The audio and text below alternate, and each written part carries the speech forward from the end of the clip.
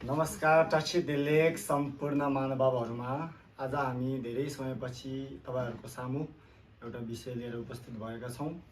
आज हामीले हजुरहरूलाई फलफुलको नामहरू बोट भाषाबाट कसरी भन्न सकिन्छ भन्ने विषयमा छोटो भिडियो लिएर उपस्थित भएको छौं।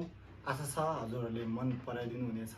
धन्यवाद। अंगुर गुमजुम, आरो खम्बु, कीवी टेलखम, सुन्तला छालुमा, खरबुजा छुकु, स्याउ कुसु, केरा मंगला, आँप अमरा, नाशपाती ली, अनार सेड्रु।